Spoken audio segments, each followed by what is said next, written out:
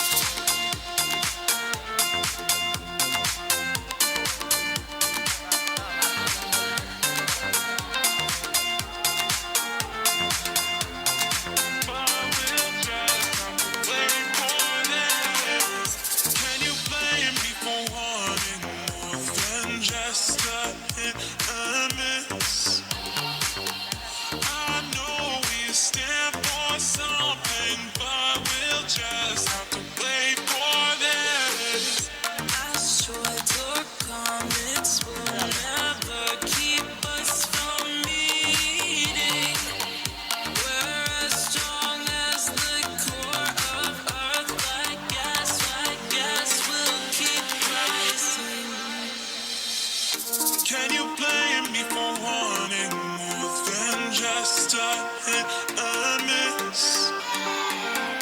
I know we stand for something, but we'll just have to wait for this.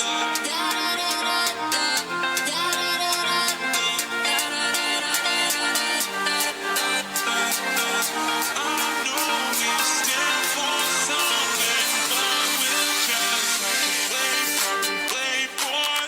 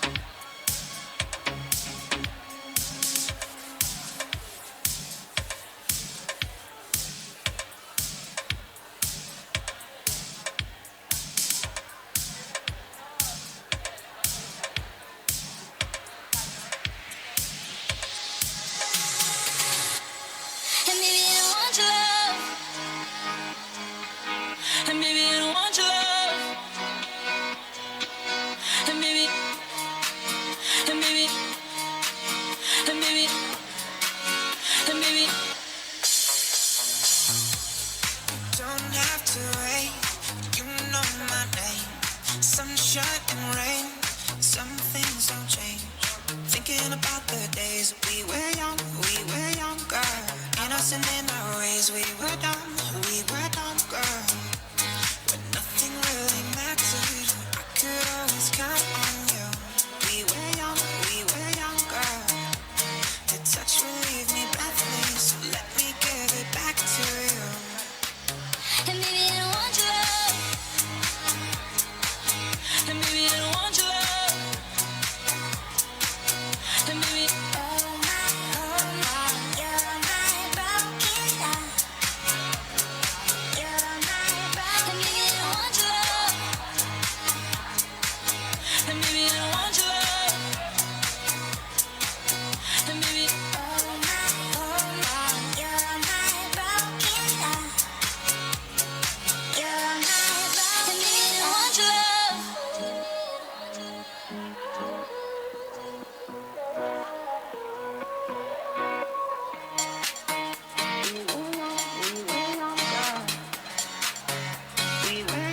We were young, girl. You don't have to wait.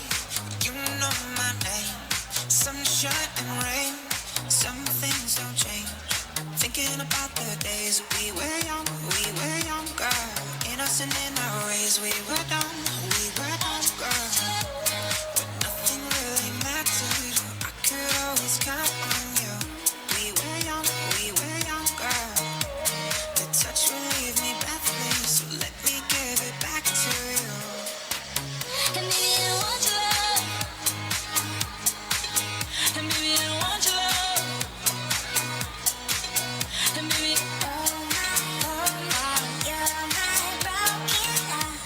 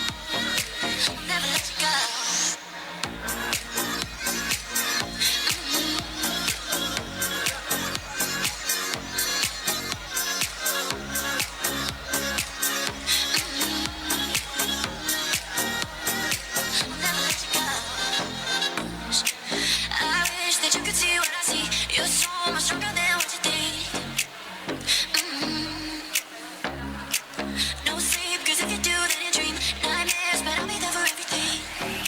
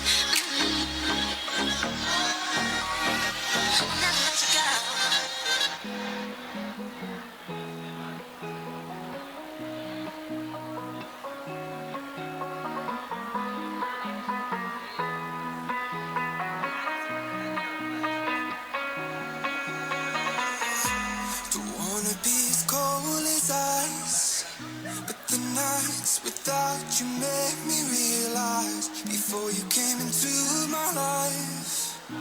The fire that burned inside me nearly died. So let me try to make this right, to show you that I'm sorry for messing up too many times and never telling you that I can't be without you and I can't breathe without you. My heart quit beating when you stop loving me like you do.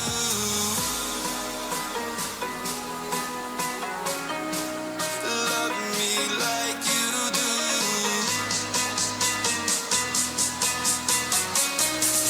Love me like you do.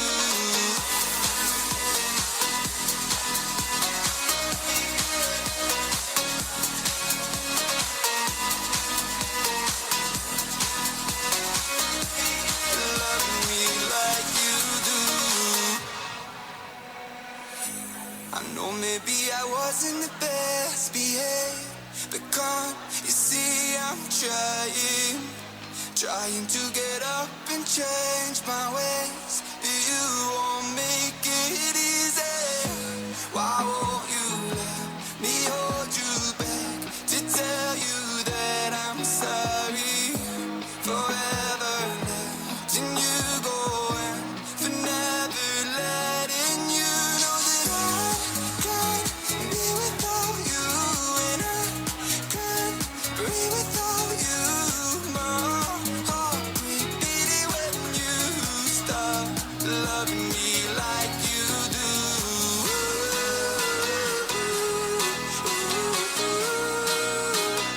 Like you do.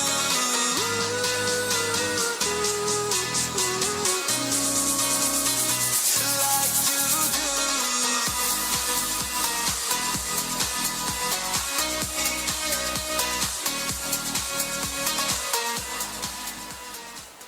Buenas tardes. En 5 minutos arrancamos con la próxima conferencia. Los invitamos a tomar asiento e ir acomodándose. Gracias.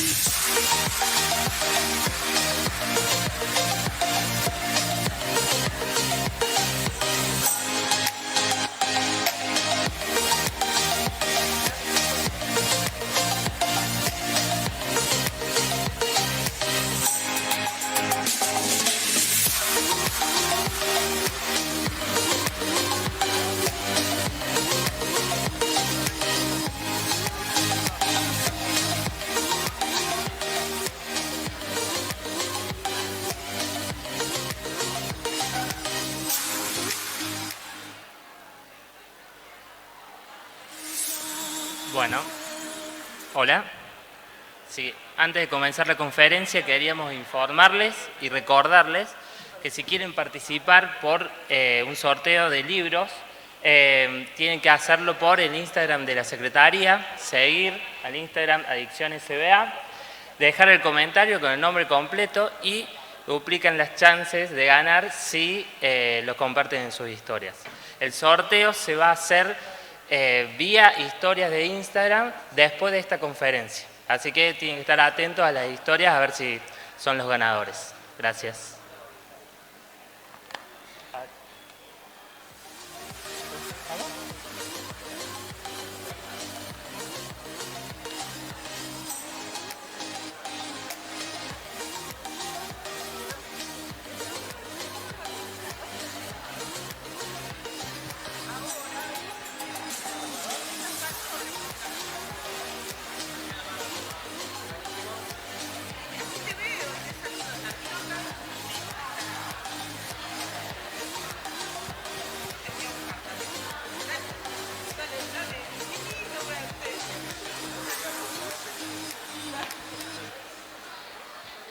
Me puedo caminar.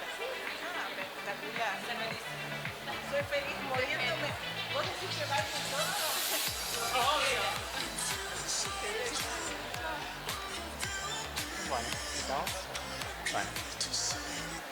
Bueno, vamos a presentar a la siguiente disertante, Manuela O'Connell, a quien le agradecemos su presencia y su participación.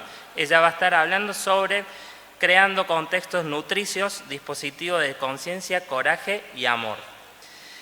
Manuela O'Connell es psicóloga clínica, entrenada en terapia de aceptación y compromiso y mindfulness por los principales referentes mundiales en estos abordajes. Es peer reviewed ACT trainer de la ACBA, docente a nivel nacional e internacional, cursos y talleres de formación profesional de ACT y Mindfulness en diferentes ámbitos, como en el Instituto de Neurología Cognitiva, INECO, Universidad Favaloro, Sociedad de Mindfulness y Salud, Servicio Penitenciario de la Nación, Universidad de El Salvador, Fundación Foro.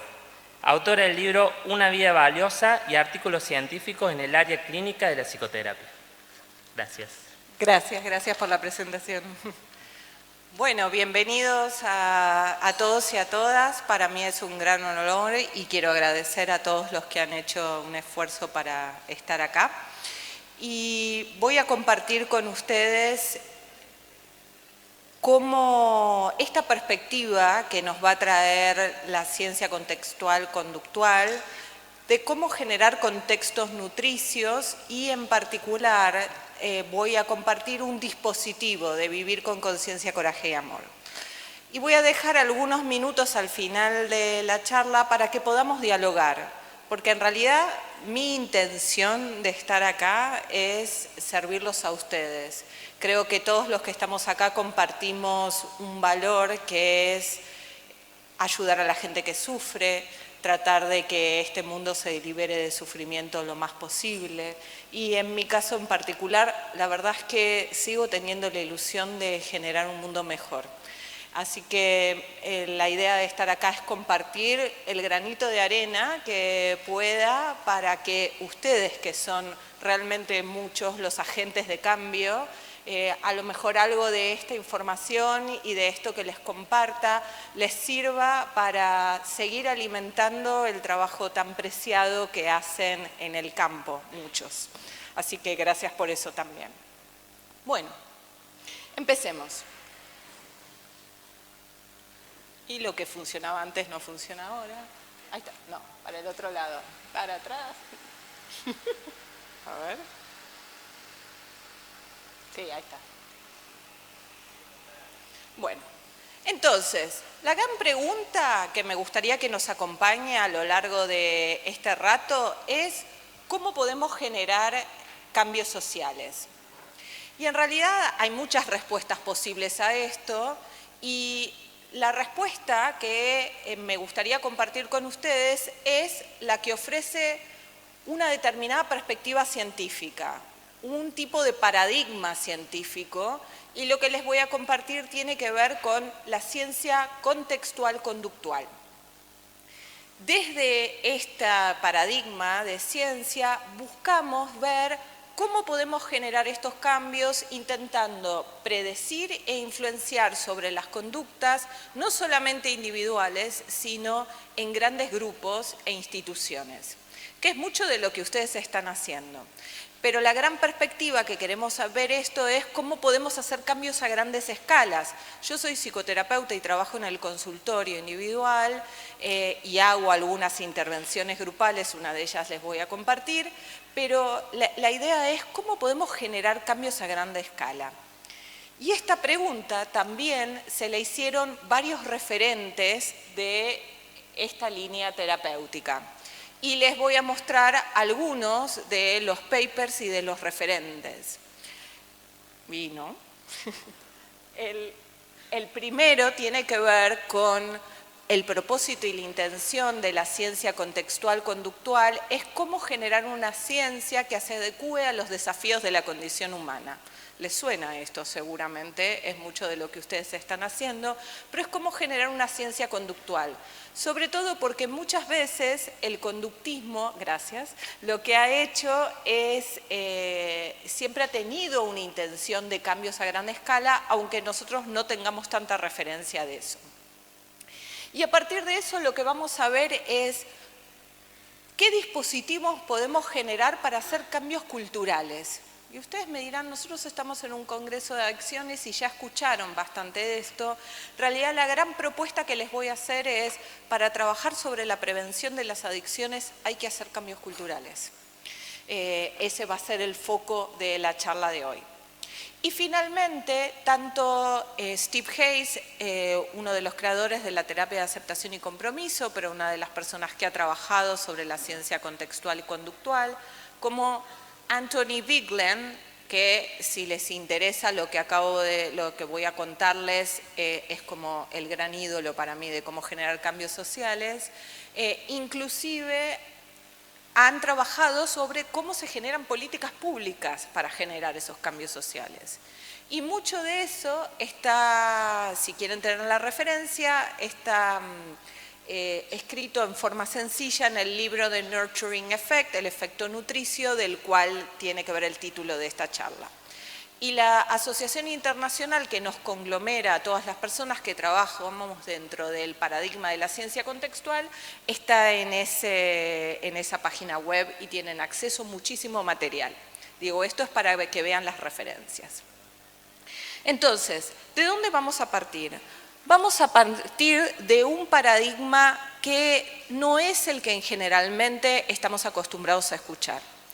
Y el paradigma es un paradigma de ciencia, en vez de ser una ciencia en donde algo se rompe y tenemos que ir a arreglar lo que se rompe, que es un paradigma filosófico más mecanicista. Lo que nosotros planteamos tiene que ver con un paradigma de ciencia en donde miramos el acto en contexto. Es decir, no podemos separar como unidad de análisis ninguna conducta si la quitamos por fuera del contexto. Y por contexto nosotros llamamos a eso al ambiente, pero también al contexto intrapsíquico, ¿sí? Entonces este es un modelo de entender el comportamiento humano en donde no separa el comportamiento de una persona de su contexto interno y externo.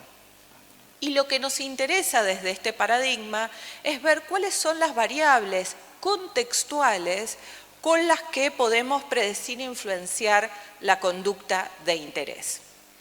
Esto traducido en lo más simple es que cuando queremos modificar una conducta, y sabemos que para nosotros las conductas se seleccionan por consecuencias, es decir, bajo las consecuencias que tiene en el contexto de esa conducta, se van generando conductas más adaptativas. Esto viene de la base conductista skinneriana.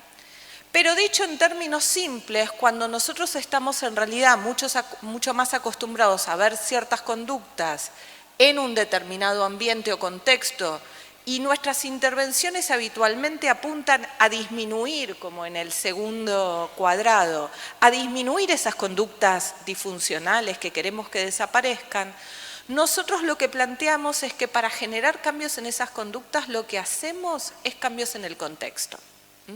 En vez de ir a modificar la conducta específicamente directamente. Y esto es un cambio de paradigma que para muchos de ustedes que trabajan en el ámbito de las adicciones no les resulta tan nuevo.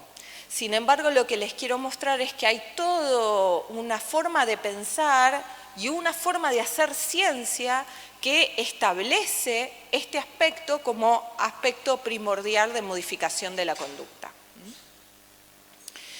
Entonces, ¿qué empiezan a aparecer como ideas respecto de esto? Que muchos de los comportamientos que vemos van a tener que ver con determinados contextos y determinados ambientes. Y lo que vamos a buscar y la intención del contextualismo funcional y de esta ciencia va a tener que ver con cómo genero cambios en la cultura basados en el modelo de la evolución, entendiendo que las conductas van evolucionando para volverse adaptativas a determinados entornos y ambientes, y cómo podemos enfocarnos en ayudar al bienestar de todas las personas. ¿Y qué quiero decir con esto? En donde nuestro foco, inclusive para generar modificación de tantas conductas, no tiene que ver tanto con disminuir las conductas problemáticas, sino nuestro foco va a estar en favorecer comportamientos que lleven al bienestar. Tenemos mucho énfasis en algunos paradigmas en enfocar todo nuestro foco de cambio en aquello que quiero hacer disminuir. Y desde acá lo que planteamos es que, como si esto fuese una balanza, si yo quiero que determinados comportamientos se reduzcan, lo que voy a hacer es reforzar comportamientos alternativos, inclusive comportamientos que compiten con ese. Y no quiere aparecer la otra flecha. Ahí está. Entonces, vamos a trabajar con esto. Yo quiero ver disminuir esto, voy a generar contextos que favorezcan comportamientos alternativos que me va a interesar hacer crecer. Y ya se los voy a bajar en lenguaje más sencillo. Les estoy presentando sobre todo el marco.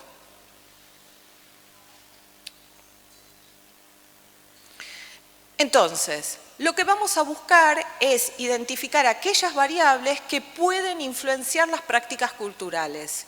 Podemos pensar a las adicciones como una práctica cultural también. Es un comportamiento que emerge adaptativamente de un entorno y de una cultura. Entonces, lo que vamos a ver es eso, es qué puedo hacer. Entonces les voy a comentar algunas investigaciones que han hecho estos autores. Por ejemplo, lo que vieron es que en escuelas en las que se favorece las conductas antisociales, y ahora las vamos a definir, aumenta en 5 veces después el uso y el abuso de sustancias. Es decir, que mucho del comportamiento con el que ustedes trabajan va a tener que ver con entornos que favorezcan, por ejemplo, conductas antisociales. Y esto lo trabajaron en un colegio. ¿Y qué intervención hicieron? Que les contaba una compañera. Crearon un juego y que los colegios armaran un juego en donde el juego premiaba a los que se comportaban bien, en realidad los que se comportaban y emitían conductas prosociales.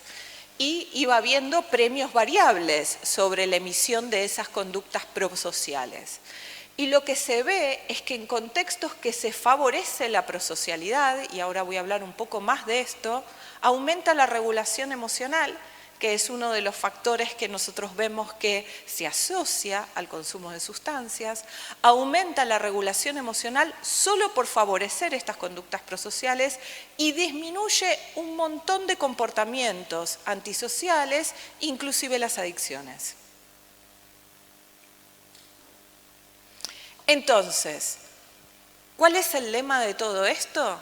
si queremos trabajar con determinadas conductas que las podemos pensar como conductas que queremos desfavorecer, en realidad lo que tenemos que hacer es nutrir la prosocialidad.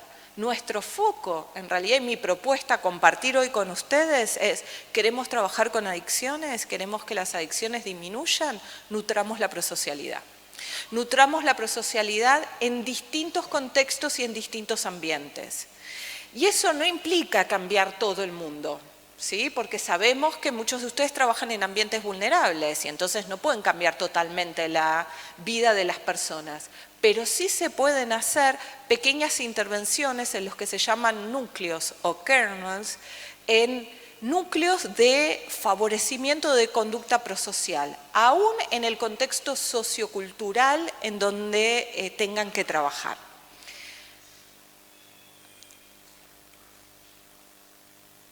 ¿A qué llamamos prosocialidad? Porque les vengo diciendo que queremos desfavorecer este tipo de conductas, alimentemos contextos prosociales.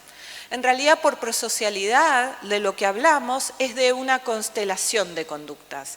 Son conductas que en realidad involucran la cooperación con otros. Y ahora voy a hacer casi como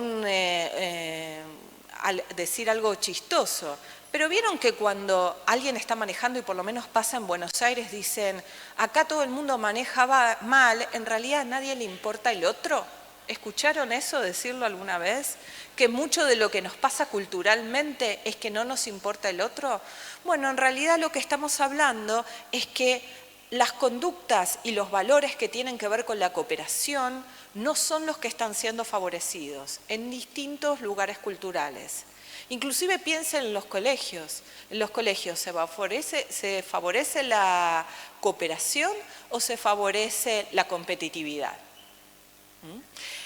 En la competitividad, como dicen muchos de ustedes. Entonces, ¿qué es lo que sucede? En entornos competitivos, en donde las personas están bajo amenaza, aumenta muchísimo la probabilidad de conductas antisociales.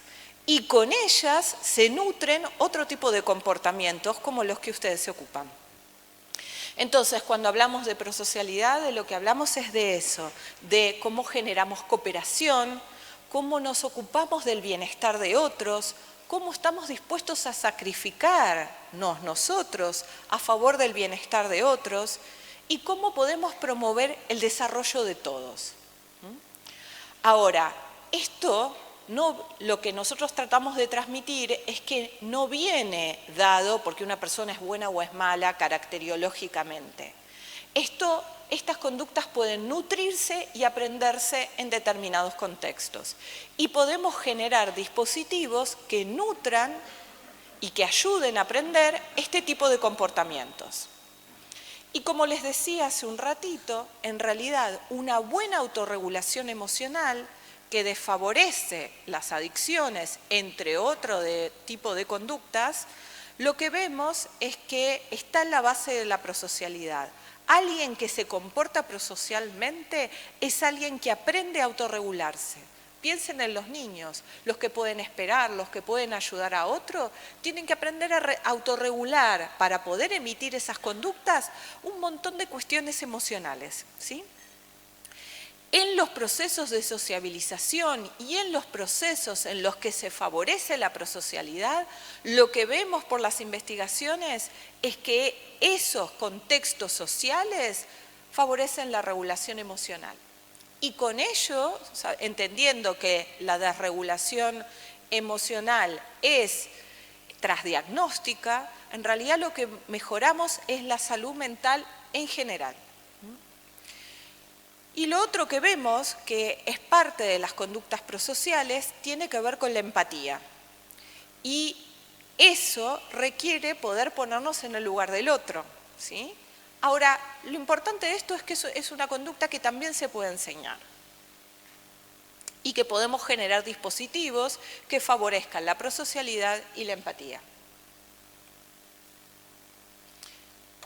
En contraste, si queremos trabajar con generar entornos nutricios, el otro target, en contraste, van a ser los comportamientos antisociales. Por comportamientos antisociales, en general estamos más acostumbrados a hablar de aquellas conductas que ejercen daño a otros. Pero también podemos hablar efectivamente como robo, asesinato y ese tipo de conductas a las que llamamos antisociales, ¿sí? Pero en realidad podemos entrar dentro de la categoría antisocial como aquellos comportamientos en donde no me estoy poniendo en el lugar del otro, ¿sí? En donde no estoy favoreciendo la cooperación, y dentro de esos comportamientos entran, por ejemplo, las conductas sexuales riesgosas y también las adicciones. Entonces, cuando nosotros tenemos los comportamientos antisociales, lo que vemos es que por muchos años en el área de la salud pública, estos comportamientos se han ido estudiando aisladamente, ¿sí? Como si no estuviesen tan relacionados en sí. Sin embargo, la evidencia lo que muestra es que muchos de estos comportamientos antisociales en realidad están interrelacionados y que no hay nada roto ni descompuesto en un ser humano que emite esos comportamientos, porque en realidad son adaptaciones evolutivas a entornos. Entonces, pensar, por ejemplo, las adicciones como adaptaciones evolutivas a determinados entornos, por lo menos en los consultantes con los que yo trabajo, hace que se sientan menos rotos o descompuestos. No es un problema en ellos que está roto. Lo que están haciendo es una conducta que funciona en determinados contextos, ¿sí? Y que podemos generar contextos que la desfavorezcan. Inclusive nuestros pacientes, si ya vamos a hacer tratamiento con estas personas, y no lo que les estoy proponiendo, que es cambios sociales, y no tanto tratamiento específico, sobre todo para favorecer la prevención, en realidad es entender que cada uno hace lo mejor que puede con lo que sabe. Y esto nos ubica en un lugar diferente, también inclusive en la relación terapéutica y en el trabajo. Entendiendo que las adicciones, por ejemplo, son adaptaciones evolutivas a contextos y entornos amenazantes. ¿Les suena? A muchos de ustedes que trabajan en eso. Contextos amenazantes sociales, familiares, escolares.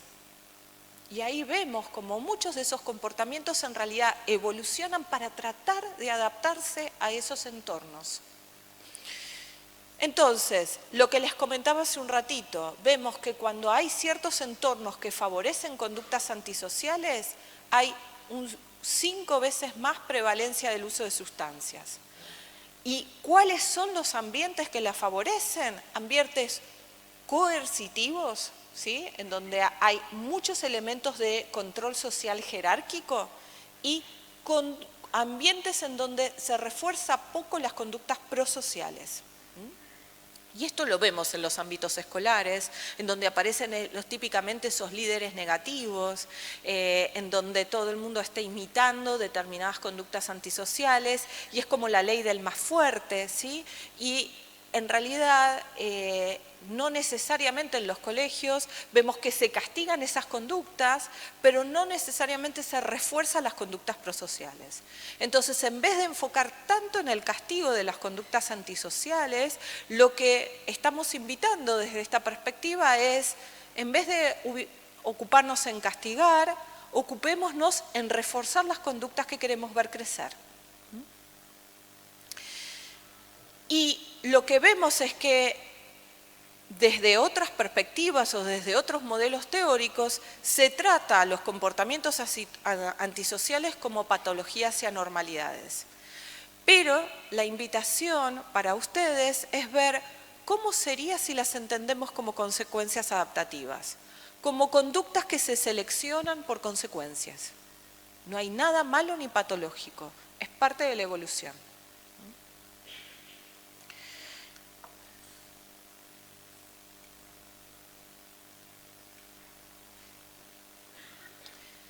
Entonces,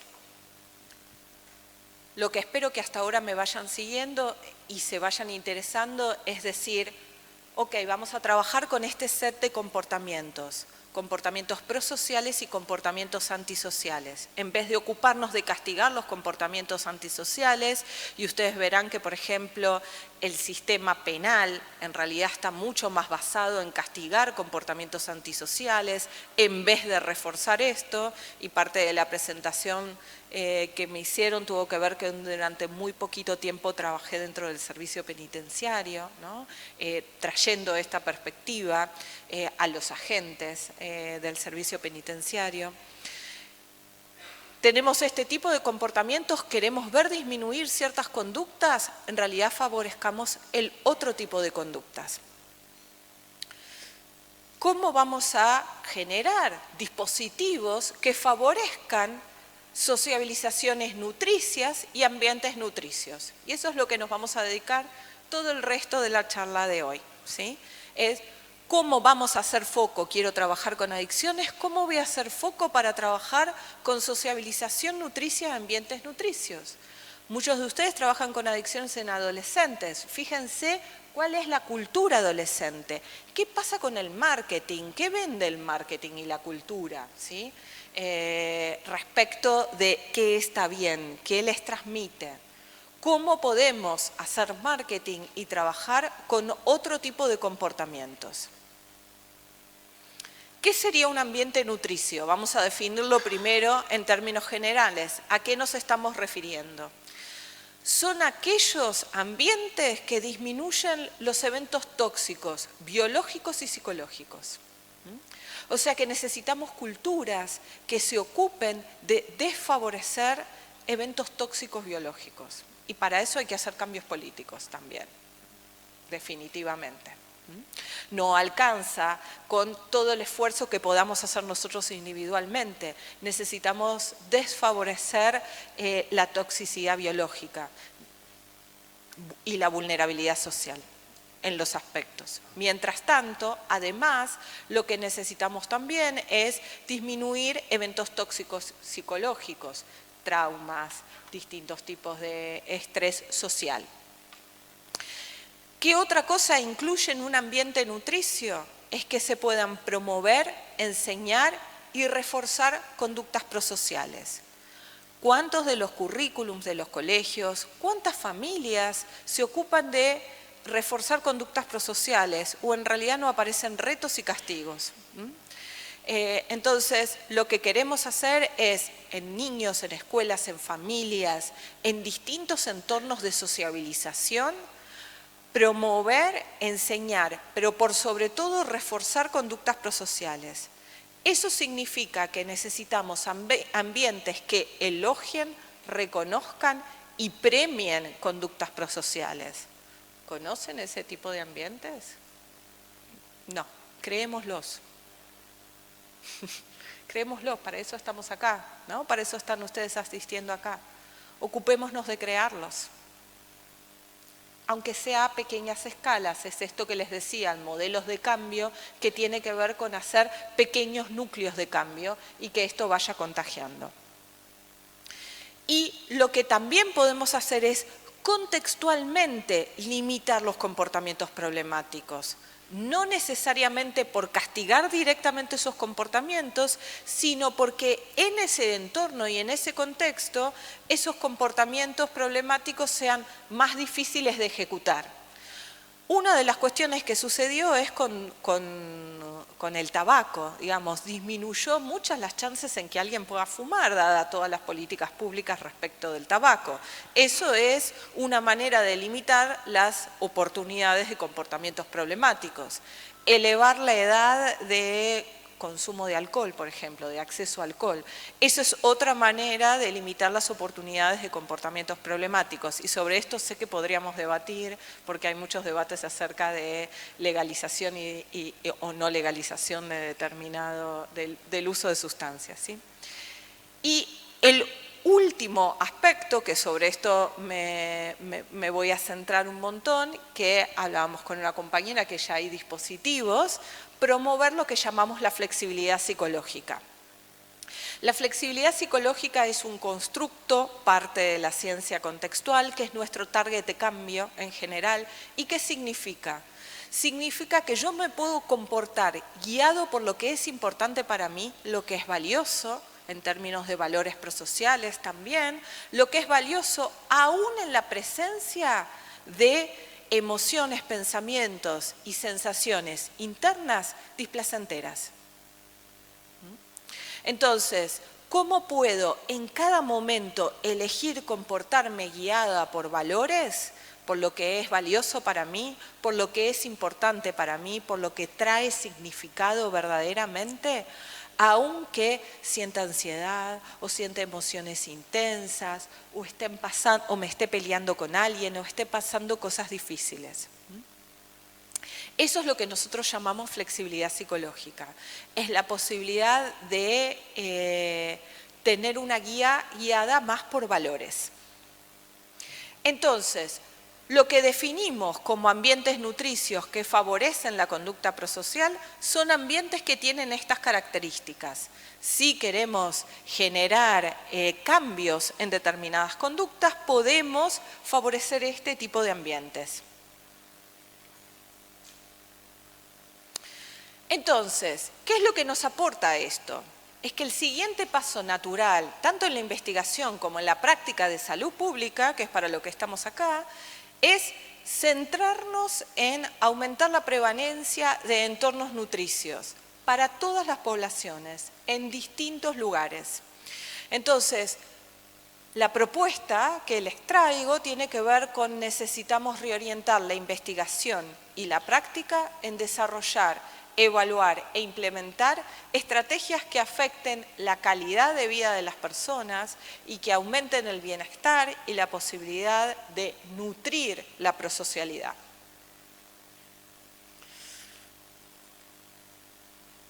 ¿Cómo podemos hacerlo? ¿Sí? Porque hasta ahora lo que les di es entornos generales. Lo que les voy a presentar en el resto de este ratito que nos queda es un dispositivo específico. ¿Es el único? No, no es el único dispositivo con el que pueden trabajar. De hecho, seguramente a ustedes se les pueden ocurrir dispositivos que se adapten a los entornos de cada uno. Sé que hay mucha gente acá que trabaja en territorio, ¿sí? Y que la adaptación de un dispositivo, sea en la biblioteca del lugar, en la escuela, en el club, en distintos lugares, va a tener que ver con lo que ustedes ya saben. Pero vamos a ver algunos modos de favorecer la prosocialidad.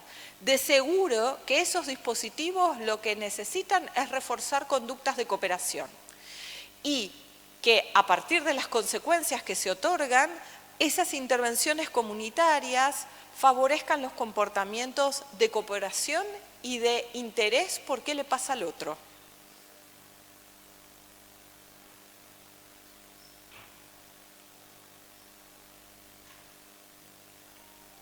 No quiere. Ahí está. Y ahora sí quiere demasiado.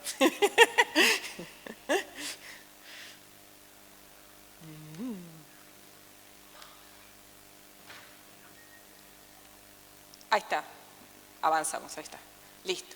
Les voy a presentar un dispositivo, el dispositivo de conciencia, coraje, amor, como un modo de generar núcleos de cambio nutricio. Este dispositivo que les voy a presentar pertenece a una organización mundial que se llama Vivir con Conciencia, Coraje y Amor, cuya página la tienen en este momento ahí escrita. Y es una fundación global sin fines de lucro que lo que busca es generar a lo largo de todo el mundo la posibilidad de grupos que favorezcan y ayuden a enseñar estos 3 clases de comportamiento: la conciencia, el coraje y el amor, que ahora se los voy a definir, porque que no quede solamente en el entendimiento de cada uno. Entonces, ¿cómo podemos generar prosocialidad? Aumentando la inserción de este tipo de dispositivos. Y como todos los seres humanos aprendemos por modelado, ¿sí? Aprendiendo de otros y por moldeado, aunque alguien no esté participando en estos dispositivos, el que haya personas que sí hayan participado y que modelen este tipo de conductas, se favorece un efecto contagio. ¿Qué es lo que buscamos con los dispositivos de conciencia, coraje y amor? Es estimular la conexión social, sabiendo que la conexión social, es decir, la contraria al aislamiento. ¿Necesitan mi dedo? ¿Me lo cambias? Bien, entonces lo que vamos a hacer con estos dispositivos es favorecer la conexión que desfavorece el aislamiento y la soledad, que es un mal de la época. Muchas de las patologías, lo que llamamos patologías, que desde esta perspectiva no lo llamamos así, que ustedes trabajan, están muy favorecidas en contextos de falta de conexión social. A veces hay consumo de sustancias como un modo de tener acceso a pertenecer y a la conexión social. Gracias. Entonces, esto que les voy a presentar ahora está basado en una línea terapéutica que es contextual y funcional, que se llama la terapia analítico-funcional. La terapia analítico-funcional es una terapia conductual también, que está centrada en mejorar los repertorios interpersonales de las personas, a través de presentar reforzadores sociales, cuidado, atención, compasión, validación, elogio, en sesión o dentro de los dispositivos. La entrega de esos reforzadores como consecuencia a que alguien emita esos comportamientos, es decir, que se comporte así, necesita ser genuino y natural. Y eso va a permitir que se desarrollen entornos, contingencias, que se puedan extender a otros contextos. Los creadores de esta línea terapéutica son Bob Kohlenberg y Mayvid Tsai.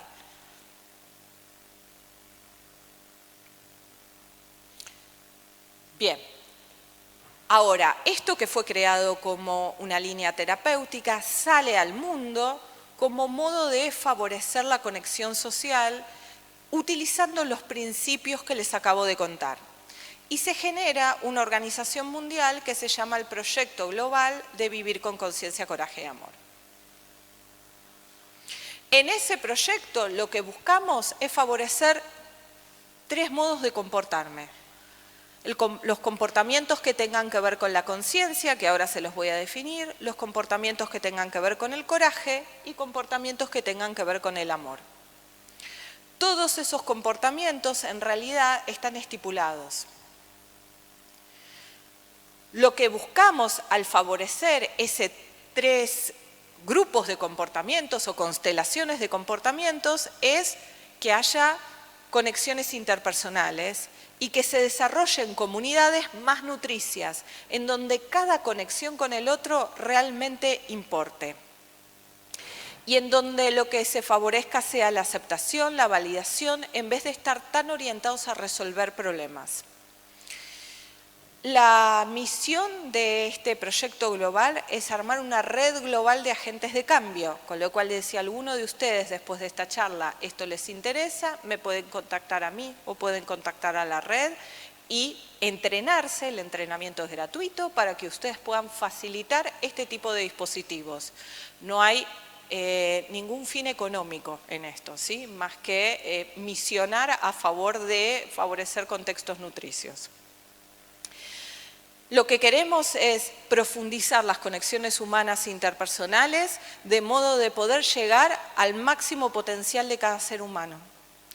Y lo que queremos es aliviar la epidemia del aislamiento y la polarización y contextos que no favorezcan la conexión. El tipo de comportamientos que buscamos, que tienen que ver con estas habilidades de conciencia, coraje y amor, lo que queremos nutrir, tiene que ver con tener la posibilidad de registrar qué me pasa con curiosidad y amabilidad, ¿sí? Y poder comportarme y ser consciente mientras estoy interaccionando con otros, qué me sucede y qué no sucede. Esto parece muy simple de decir, pero no es tan fácil de hacer. Muchas veces cuando estamos sufriendo estamos autocentrados en qué es lo que nos pasa y a veces no tenemos ni registro de lo que nos pasa. Y comprender, como les dije hace un ratito, que mucho de lo que nos sucede y cómo nos comportamos es producto de nuestra historia. Estamos haciendo lo mejor que podemos con lo que hemos aprendido. Pero podemos generar aprendizajes nuevos, no necesitamos desaprender. Podemos agregar historias de aprendizaje que nutran determinados comportamientos. La conciencia hacia los otros tiene que ver con realmente estar presente para otros y poder tener curiosidad y amabilidad de qué le pasa al otro. Y comprender que el otro también se está comportando según lo que ha aprendido en su historia y que juntos podemos generar una nueva historia para que el otro se aprenda a comportar de otra manera. El coraje tiene que ver con crear posibilidades en el momento y muchos de los que están acá son muy corajudos, ¿sí? Están todo el tiempo tratando de crear posibilidades en contextos difíciles. ¿Y cómo podemos ocuparnos que cada minuto de nuestra vida, en vez de ser algo que se nos pase, sea algo que pueda estar ligado a lo que es valioso y significativo? Y hay evidencia de este tipo de intervenciones, inclusive en el contexto penal, ¿sí? En contextos de encierro. ¿Y cómo podemos imaginarnos y nutrir nuestra mejor versión? Y también hacer esto mismo con los otros. ¿Cómo podemos invitar a los otros que en cada momento puedan comportarse, puedan hablar ligado a lo que es importante para ellos y cómo pueden desplegar su mejor versión? Respecto del amor, y también lo definimos conductualmente, nosotros entendemos el amor no como un sentimiento, sino como una acción, ¿sí? No como algo que siento, sino como una manera de comportarme, de conducirme. Y por amor tiene que ver con comportarme de manera tal de que pueda apreciarme a mí misma y apreciar a otros. Reconocer mis avances, reconocer los avances del otro, cuidarme y cuidar. Y dar y recibir elogios y distintas formas de reforzar positivamente a los otros y a nosotros mismos. Compasión. Bien.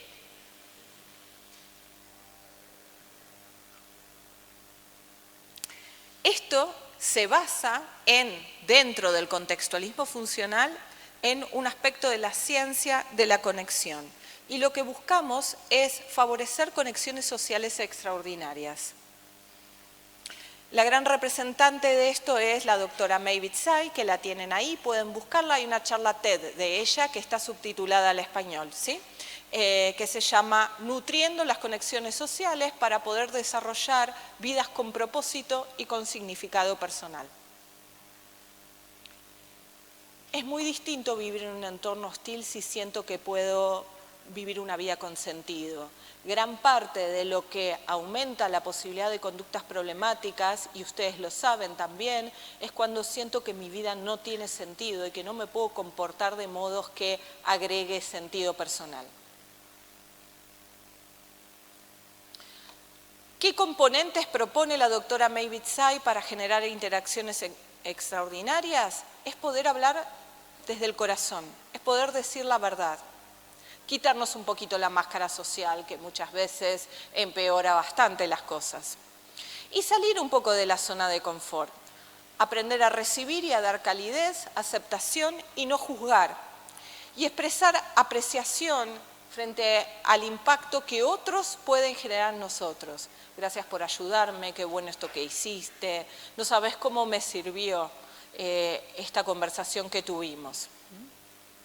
Todo esto lo que va favoreciendo es cercanía de nosotros con nosotros mismos y con los otros, generando así entornos nutricios que promueven conductas prosociales.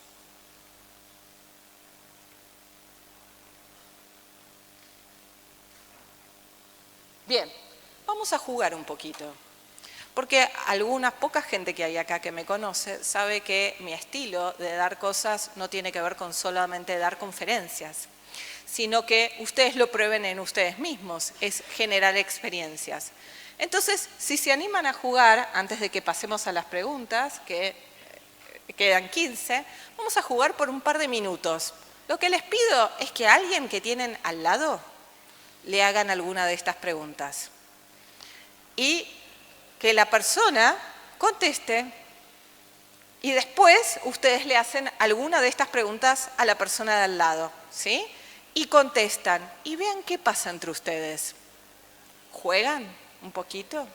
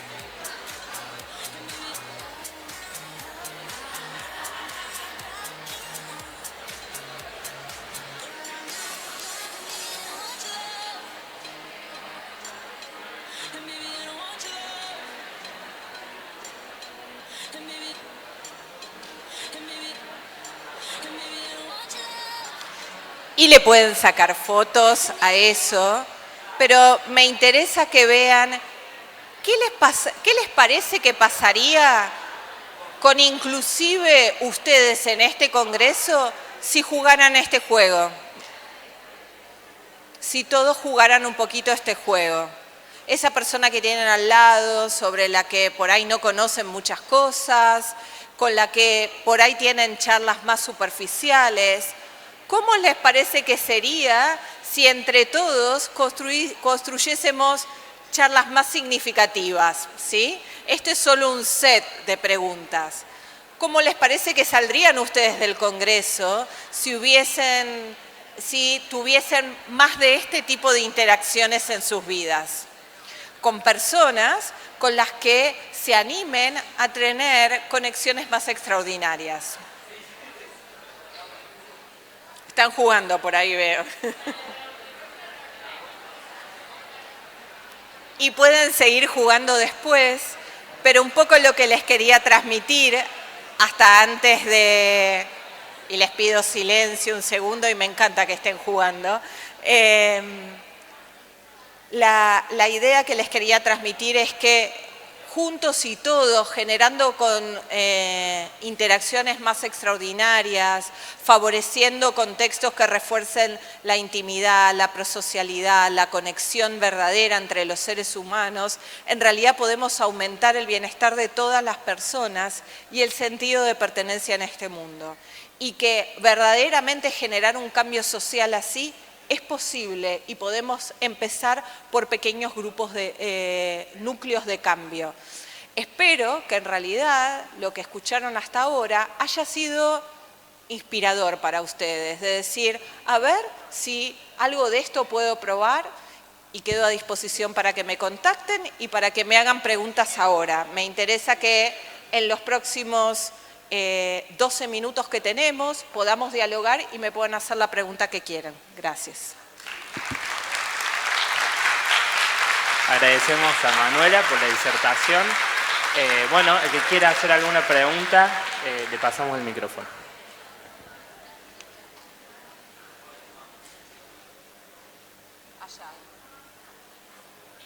Pueden animarse, no muerdo, ¿eh? Venimos alimentando las conductas prosociales. Hola, mi nombre es Karen, yo soy estudiante de psicología y bueno, la verdad que me interesó mucho el tema. En general me parece una propuesta brillante.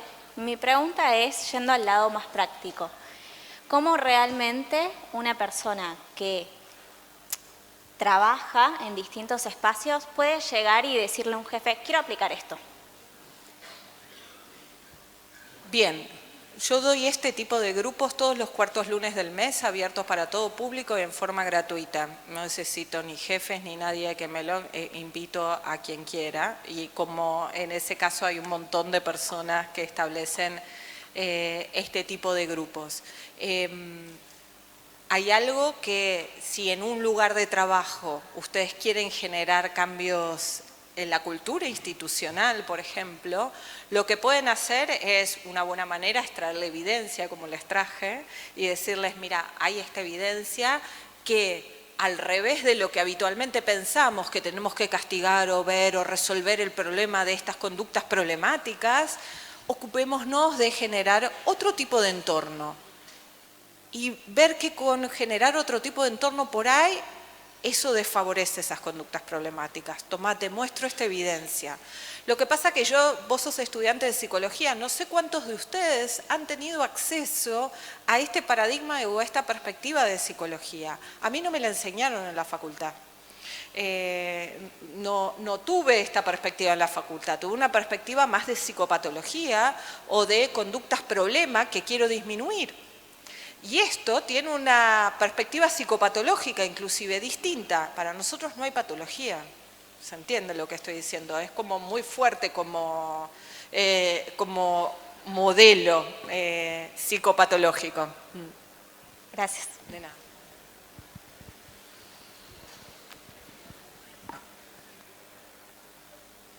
Que por cierto tiene mucha evidencia, ¿no? No es desde una locura así, no somos 5 gatos locos hippies, sí. ¿Qué tal? Me llamo Gino Lancieri, soy licenciado. Tuve la oportunidad de trabajar en 2 barrios, uno es Müller y otro es Renacimiento. En Renacimiento, bueno, en Müller me encontré con don Mariano Oberlin, que tiene la Yayay Cuba y la ONG, que él básicamente creó, escuchándolo a usted, un ambiente propicio para que los jóvenes aprendan a hacer otras conductas y tener habilidades para combatir el día a día y la vorágine de la vida, enseñándole talleres de herramientas y demás. Y él rescata chicos, y salen chicos de adicciones desde su ONG. Y hay otra en Renacimiento muy bonita que se llama Ernestito. Y lo que ellos hacen es canalizar jóvenes que también consumen sustancias y a través del fútbol y jugando en clubes y con otras escuelas y demás, y genera estos contextos de trabajo en equipo, de tratar de mostrarle que existen otras realidades sociales y también rescatan chicos que salen de la droga. Así que quería compartirlo. Buenísimo, muchas gracias. Esto era una manera de mostrar un dispositivo, pero estoy segura que muchos de ustedes ya están haciendo estos dispositivos, ¿no? Mi idea también es decirles, hay todo un trabajo de ciencia que sostiene eso que ya están haciendo y que estuvieron probando que funcionaba. No están solos, ¿sí? En ese lugar. Sí. Hola, ¿qué tal? Bueno, me llamo Norma. Me gustaría hacerle 10 millones de preguntas, pero bueno. Tengo que hacer una. Yo estoy en género, trabajamos todo lo que es violencia de género, soy referente territorial y bueno, es para mí una utopía lo que usted está planteando, aunque pienso lo mismo, que es la manera, que no es el camino punitivo lo que hay que seguir, sino lo que usted está planteando y me encanta. Pero bueno, no es fácil, trabajo también en un lugar público en donde es impresionante la violencia institucional que se vive, la misoginia, desde los jefes, porque los he hablado, lo he planteado con absoluto respeto, pero no me vengas a plantear cosas porque tengo 4 gremios acá que digo A y me cortan la calle, por ejemplo, deja de romperlas, esa, etcétera. Bueno, yo como soy acuariana y molesta, interpelo y me encanta, porque me aburro, si no, digo, no, algo tiene que pasar, algo tengo que hacer, entonces voy, vengo, veo que la atención a la gente es malísima en ese espacio, no quiero generalizar, pero sabemos la gran gazalla de atrás, esto de la empleada pública, etcétera. Me parece que coincido absolutamente en esto de la mano, de entregar el corazón en lo que uno hace. Pero la pregunta puntual es, yo no pierdo la esperanza de que nos encontremos los compañeros en ese espacio de trabajo para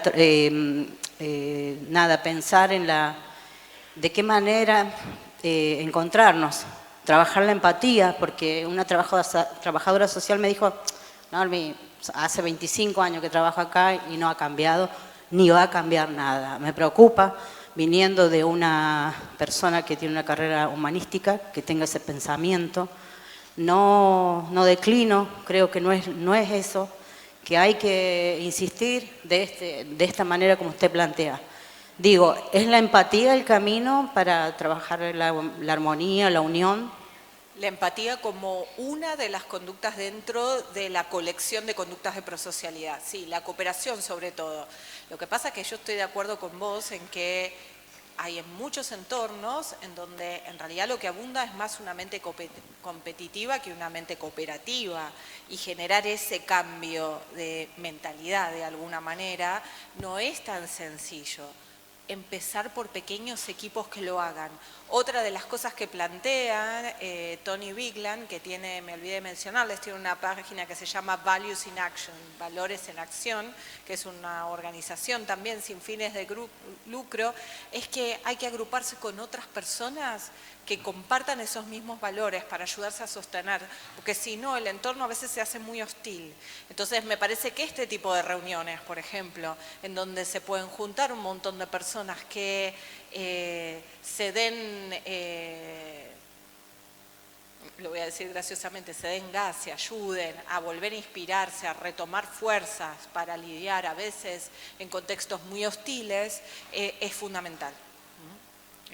Pero sí, no bajes los brazos, por favor, en eso. En violencia de género también, porque uno entiende que en realidad la violencia de género no es una conducta problemática de una sola persona, es parte de un contexto cultural. Entonces, si no hay algo de eso que cambia, y vos lo sabés mejor que nadie, te estoy explicando algo que no tiene tanto sentido, no es Pepito que, mira, hizo eso. Es Pepito, es parte de un contexto sociocultural que favorece ese tipo de comportamientos, ¿no? Bien, gracias.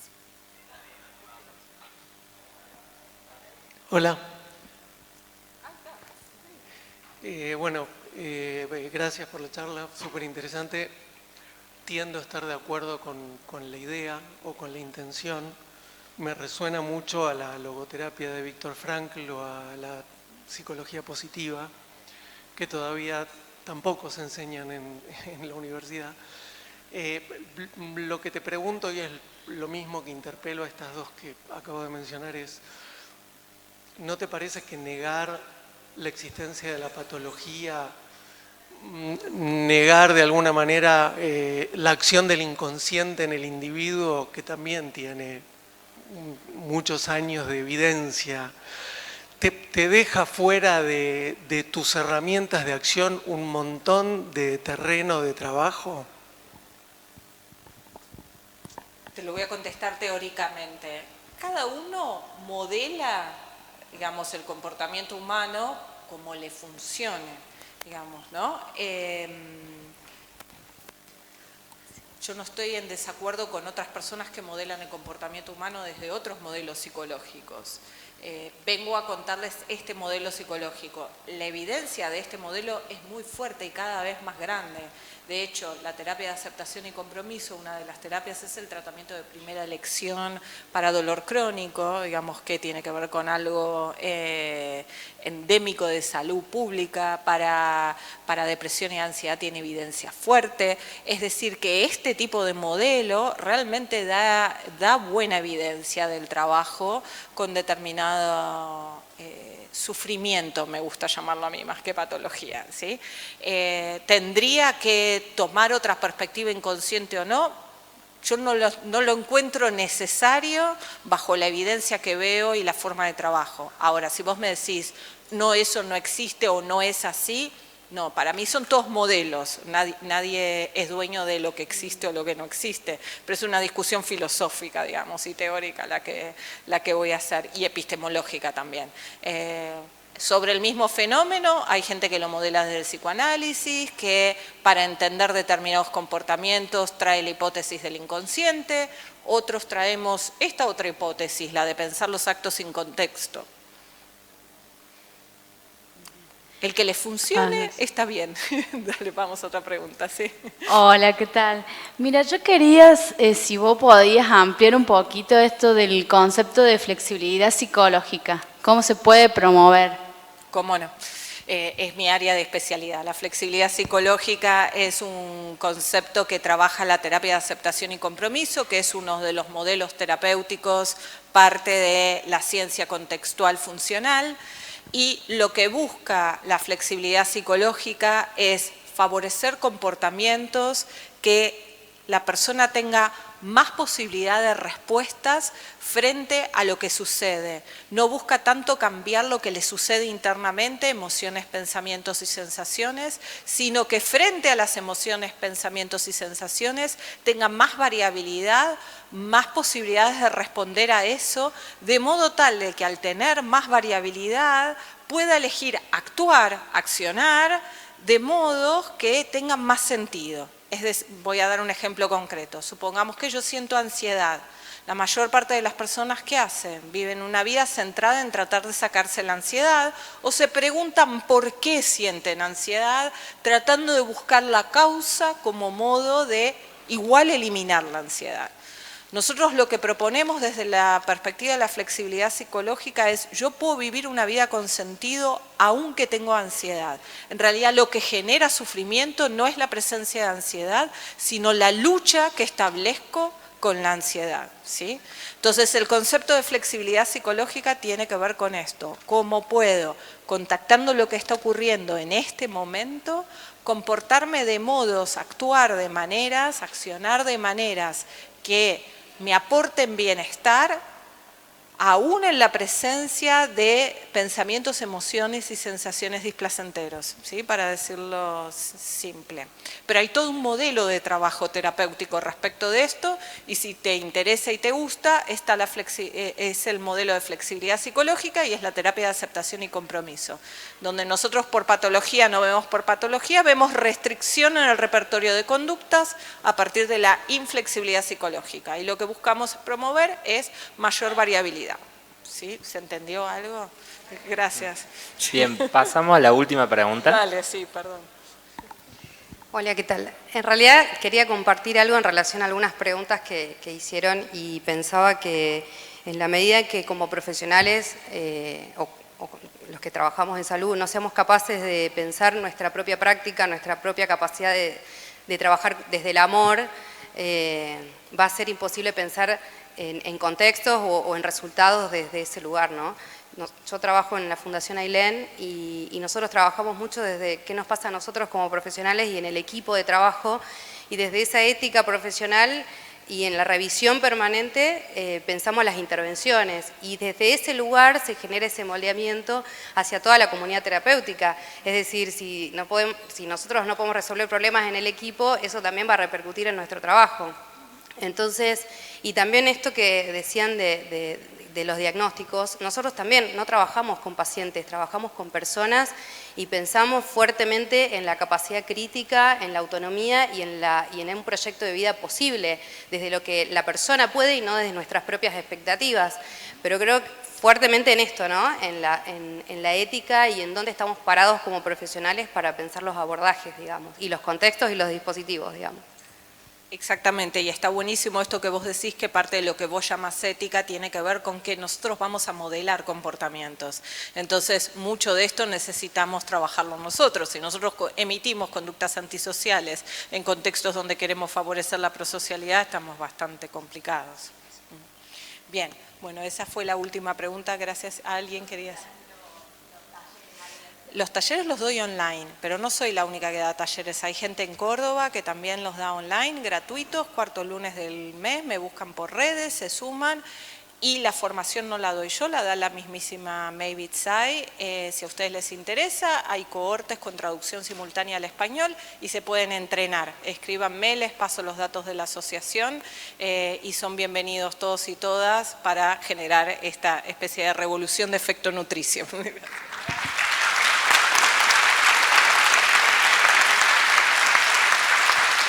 Agradecemos nuevamente a Manuela O'Connell y los invitamos a quedarse para la próxima conferencia. Muchas gracias. Gracias a todos.